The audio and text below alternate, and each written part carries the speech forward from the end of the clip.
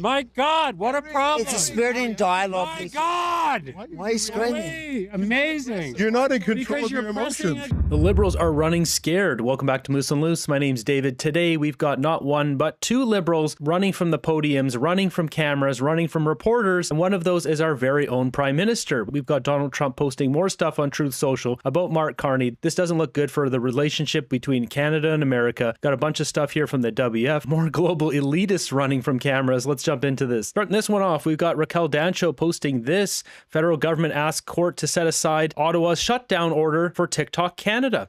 Interesting. Mark Carney goes over to China and suddenly this comes down the pipe. As Raquel says, just days after the trip to Beijing, Liberal government has abandoned its efforts to shut down TikTok's operations in Canada. TikTok's owner, ByteDance, is headquartered in China. Of course it is. And subject to regime's strict requirement to assist in intelligence gathering. Setting aside this court order, which was government policy a year ago, sends troubling signals for our national security and integrity of our data protection. But the Liberals do not care. The Chinese province of Canada, boy, they sure showed Trump a thing or two. No kidding. We're not going to become the 51st state. We're going to become the 24th or whatever it is, 24th province of China. Got another one here from Vox Populi, this account here at the WF in Davos. This time he's got CEO of RBC. Mr. McKay, would you mind if I ask you a few questions about banking in Canada?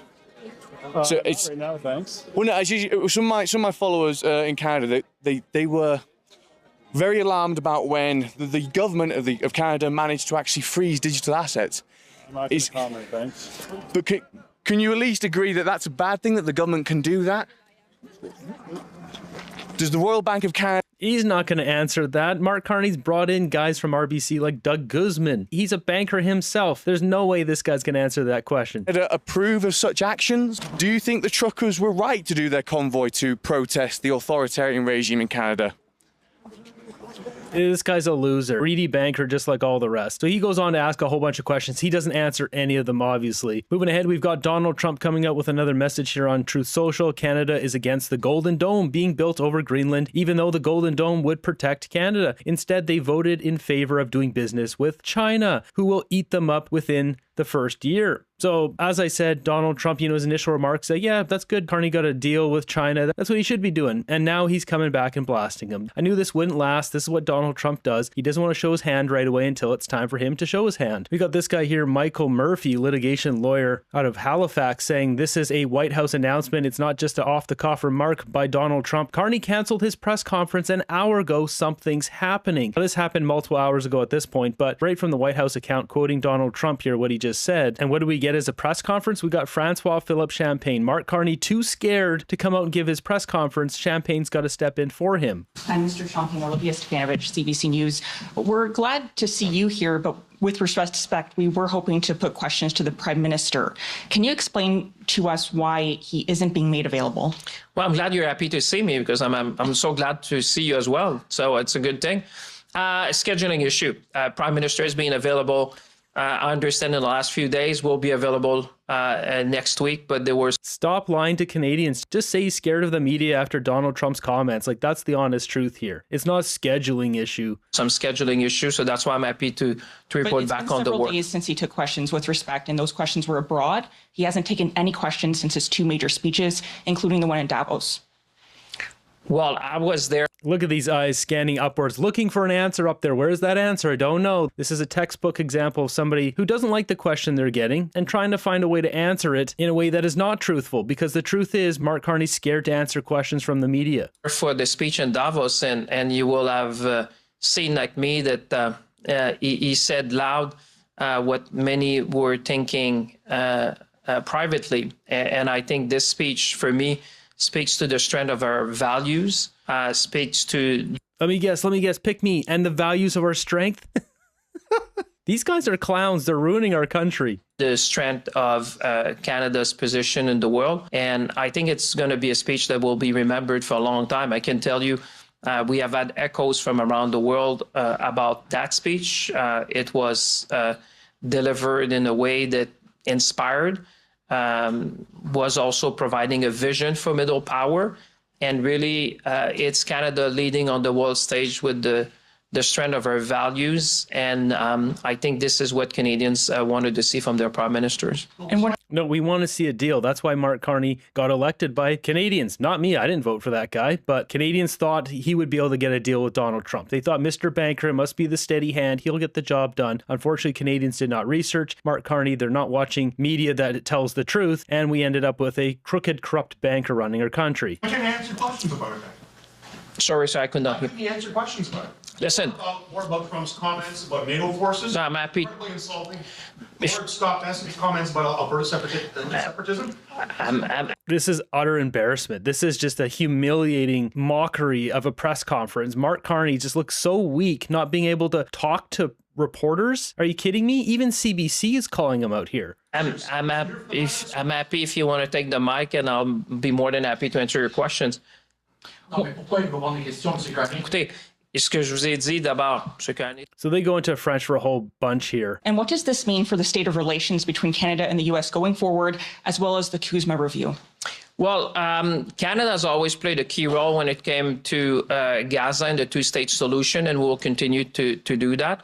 The Prime Minister has been actively engaged and will continue to be actively engaged. And when it comes to our relationship with our southern neighbor, you know, there's always discussions ongoing on a number of topics on a range. That's bullcrap. That's not what's happening. And he talks about Gaza and two-state solution. Mark Carney didn't want to join Donald Trump's Board of Peace, which the first mission that I guess this board is supposed to go around the world and offer solutions, peace for different countries. And Gaza is the first one. That's why it's not written in there, because it's not designed for Gaza, but Gaza is the first location. And in regards to that, we've got Anita Nand asked about this situation, and she runs from reporters too. So this whole thing is in French. And this is just the end here where she starts to run away when they're not wanting to take questions from people. This way. Okay, boys, on laisse la place. So they hound her down. They keep asking her. So she comes back and now she answers it in English. Yeah, okay, thank you. Appreciate that. I'm not going anywhere, John. You don't have to get so close. I know. Listen, all through our values have been clear. Hamas should have no role in the future governance of Palestine.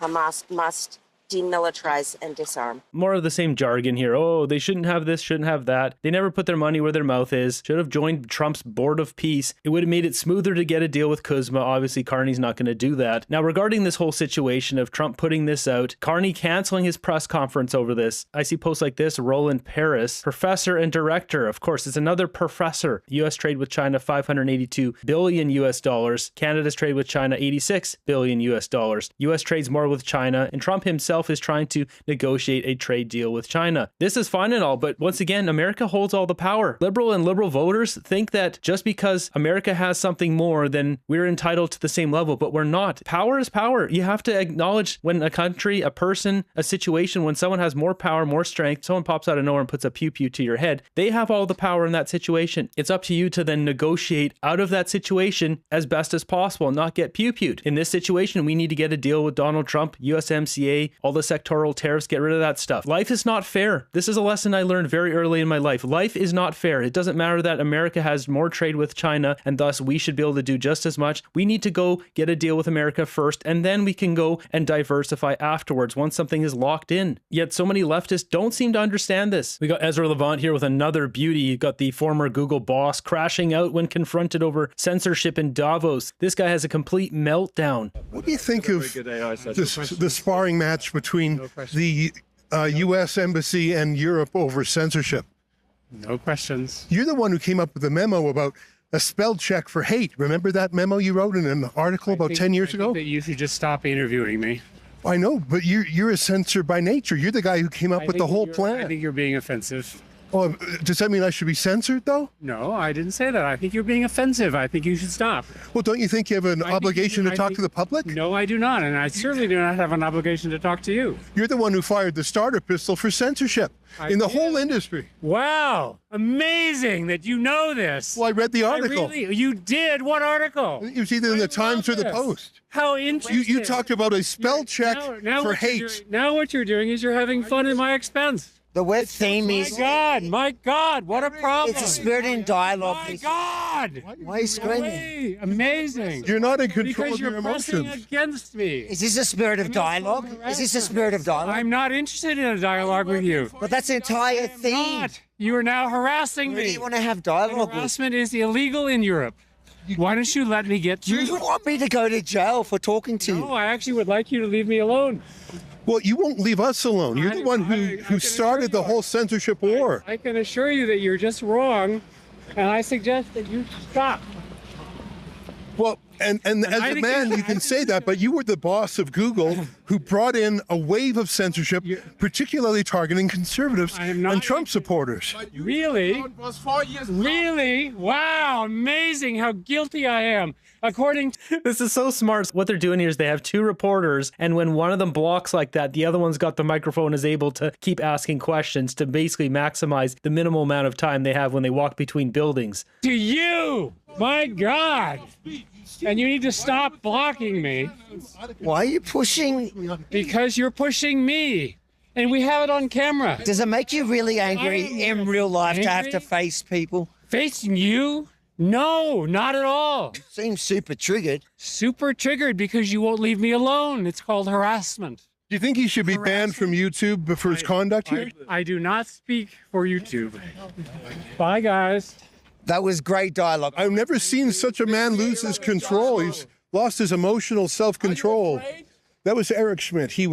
That was pretty ugly to watch. That guy could not keep his cool here, having a complete meltdown. Oh, these losers have been so sheltered for years, they don't know how to interact with human beings anymore. Weak men create hard times. Eric Schmidt is a very weak man. Yep. But back to the WF. We also got a clip of Trump making fun of Emmanuel Macron when he's in the room. So to put this clip into context, prescription drugs in America are outrageously expensive, but around the world, the same companies that make them in America sell them in other countries like France much, much cheaper, dramatically cheaper. Donald Trump has a conversation with a Macron telling him he's got to bring the price up, and America will bring down their price a lot. And if he does this with multiple countries, it'll basically level out the costs. Prove it, I said, I guarantee you. But I actually started with Emmanuel, who probably is in the room too. And I like him. I actually like him. Hard to believe, isn't it? And I said, Emmanuel, you're going to have to lift the price of that pill to $20, maybe $30. Think of that. That means it's a doubling of prescription drugs. Might be a tripling, might be a quadrupling. It's not easy. No, Donald, I will not do that. I said, yes, you will, 100%. He said, no, you're asking me to double. I said, Emmanuel, you've been taking advantage of the United States for 30 years with prescription drugs. You really should do it, and you will do it. I have no doubt. In fact, I am 100% sure you're going to. No, I will not do it. Because yes, in all fairness to him, he has to double or triple. Because the world being a bigger place than the United States, it's not that you meet in the middle. You just have to go up some, and we come down a lot. They go up a little, we come down a lot. So we're at $130, they're at 10. So they may have to go to 20 or 30, no more than that. I said, Emmanuel, you're going to be doubling or tripling? No. I said, here's the story, Emmanuel. The answer is you're going to do it. You're going to do it fast. And if you don't, I'm putting a 25% tariff on everything that you sell into the United States and a 100% tariff on your wines and champagnes. And that's about 10 times more than what I'm requesting. And you're going to do it. I don't want to go public with it, but you may make me do that. No, Donald, I will do it. I will do it. It took me, on average, 3 minutes a country saying the same thing. You will do it. They all said, no, I will not do it. You're asking me to double the cost of prescription. I said, that's right, because you've been screwing us for 30 years. The simple truth is the rest of the world rides on the coattails of the United States. They need the US, not the other way around. He knows how to sniff out the weak ones. That's like Donald Trump's special ability. He knows how to take advantage of people who are weak and just squeeze. Now on the flip side here, we've got Secretary General for NATO, Mark Rutte, saying that Donald Trump was right. Obviously, that's not what they want to hear at the World Economic Forum. So statements from me will not add anything here. And when it comes to the Arctic, I think President Trump is right. Other leaders in NATO are right. We need to defend the Arctic. We know that the sea lanes are opening up. We know that China and Russia are increasingly active in the Arctic. There are 8 countries bordering on the Arctic. 7 are a member of NATO. That's Finland and Sweden and Norway and Denmark, Iceland, Canada and the US. And there's only 1 country bordering on the Arctic outside NATO, and that's Russia. And I would argue there is a ninth country, which is China, which is increasingly active in the Arctic region. So President Trump and other leaders are right. We have to do more there. We have to protect the Arctic against Russian and Chinese influence. And that's exactly what NATO ambassadors decided to do in September. We are working on that, making sure that collectively will we defend the Arctic region. And jumping back outside, we've got Francois-Philippe Champagne getting questioned. I'll give him some props. He's the only one who answered questions, really, and didn't shy away from the camera. Justin Trudeau did eventually answer a few questions. He was timid and scared, basically didn't want to say much. Can I ask you a question about China and Qatar? Both of those countries have human... If you say so. Can I ask you a question about China and Qatar? Both of those countries have human rights records, and you guys didn't emphasize that publicly. Did you raise that privately with them? What I would say, you know, every G7 countries found a word to engage in a strategic fashion with China, for example, with eyes wide open, and Canada is no different. So, you know, we remain very true to our own values, but at the same time, as you've seen with all our G7 partners, people find a way to engage with China. But a lot of the people find a way to engage with China. Yeah, of course, when money's involved. Deal with China. But what would be the Thank you so much. I appreciate that. No, but that's okay. Thank you very much, Minister. I don't know who this lady is. She's trying to get Champagne away from Ezra Levant. He's on TV. I just need to know where I'm going. I'm not asking unfair questions, I don't think. Listen, I'm working with you. Thank you for that. I'm working with you. Now, Doug Ford says that Chinese-made electric vehicles have spyware in them. I think he's talking about the cameras and sensors that go through Chinese servers. I call it the spy car that they're bringing in, and they won't be allowed to get over there. And it's going to tick off the Americans that 80% of our autos are going down there. But now throw China in here for what? They aren't going to manufacture here. So it's just a terrible, terrible, miscalculated decision by the Prime Minister. What do you think about that? Is that a risk? I think you would have to ask him. Israel recently limited Chinese electric vehicles that its officers can drive because they were worried about that threat. Do you think that it would be wise to have a limit that no Canadian forces could drive a Chinese-made EV? Well, like I said, it's eyes wide open. That's what we have to do, and that's how we have to engage. Like I said, like all our G7 partners, which have found a strategic way to engage, eyes wide open. You know, eyes wide open. Yeah, okay. Yeah, the Liberal Party's so compromised by China. Eyes wide open. What's interesting is Tesla in China, they weren't allowed to build their facilities anywhere near any government buildings for the same reason. They have a whole bunch of sensors in Teslas. They didn't want their facilities or any of that technology near the government facilities in China. So China knows what's going on with that. They don't want to succumb to it either. And obviously China's putting that crap in their cars to spy on all of us.